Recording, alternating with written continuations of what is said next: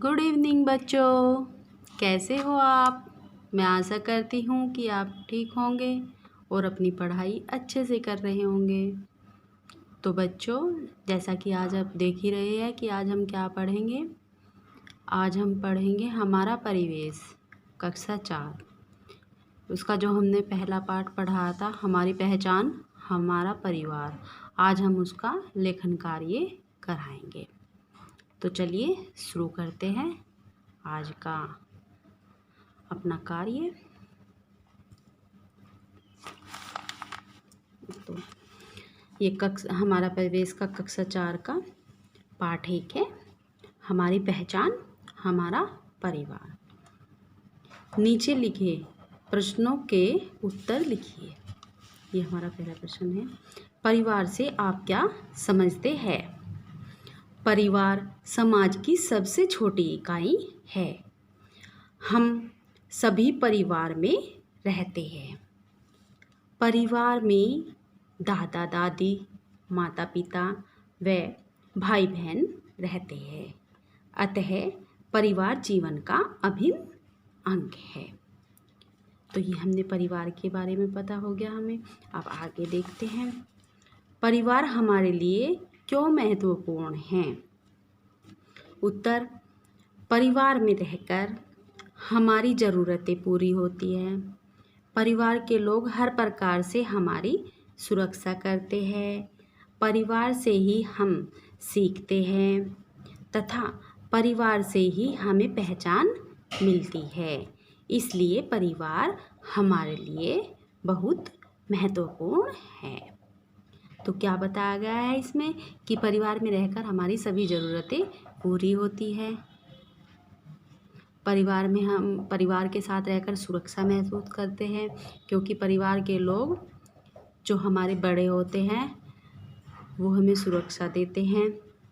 परिवार से ही हम अच्छे बुरे सभी तरह की बातें सीखते हैं कि क्या हमें करना चाहिए, क्या नहीं करना चाहिए, ये बात अच्छी है, ये बात बुरी है। और परिवार से ही हमें पहचान मिलती है।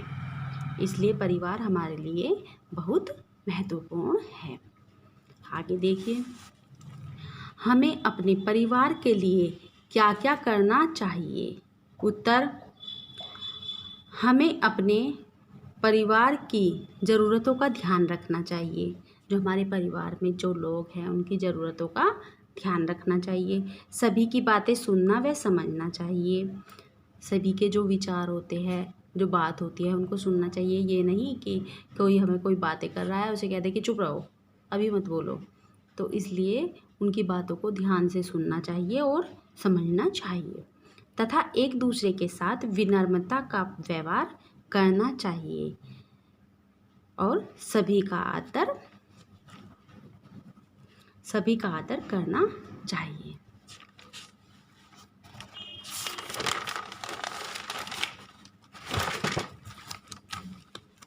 चलिए आगे देखते हैं। अर्थ स्पष्ट कीजिए।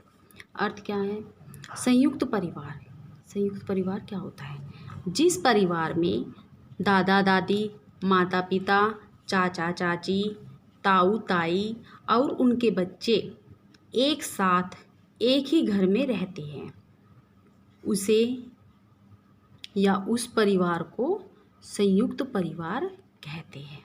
यानी कि जिस घर में दादा दादी, माता पिता, चाचा चाची, ताऊ ताई और उनके बच्चे यानी कि चचेरे भाई बहन हमारे और हम सब मिलजुल कर एक ही घर में रहते हैं, तो उसे संयुक्त परिवार कहते हैं। एकाकी परिवार। जिस परिवार में केवल माता पिता और उनके बच्चे रहते हैं, उस परिवार को एकाकी परिवार कहते हैं। सही, अगला प्रश्न है, सही कथन पर सही का और गलत कथन पर गलत का चिन्ह लगाइए। का अंकिता का परिवार एकाकी परिवार है। ये गलत है, क्योंकि अंकिता का परिवार जो था वो संयुक्त परिवार था। सायरा और निगार संयुक्त परिवार में रहते हैं। ये भी गलत है, क्योंकि सायरा और निगार केवल अपने मम्मी पापा के पास रहते थे। परिवार के साथ रहते हुए हम सीखते हैं। ये सही है, परिवार में हम सभी तरह की बातें सीखते हैं। परिवार हमारी सुरक्षा करता है, ये भी ठीक है। संयुक्त परिवार में माता पिता, दादा दादी, चाचा चाची सभी एक साथ एक ही घर में रहते हैं। मैंने अभी आपको बताया था संयुक्त परिवार, तो ये भी ठीक है। एकाकी परिवार में माता पिता और उनके बच्चे होते हैं। एकाकी परिवार के बारे में जब मैंने आपको बताया था ऊपर, तो तब मैंने आपको बताया था कि एकाकी परिवार में मम्मी पापा और उनके बच्चे रहते हैं। परिवार से हमें पहचान मिलती है, ये भी ठीक है, हमें परिवार से पहचान मिलती है। अब आप किस प्रकार के परिवार में रहते हैं, लिखिए कि आप संयुक्त परिवार में रहते हैं या एकाकी परिवार में रहते हैं।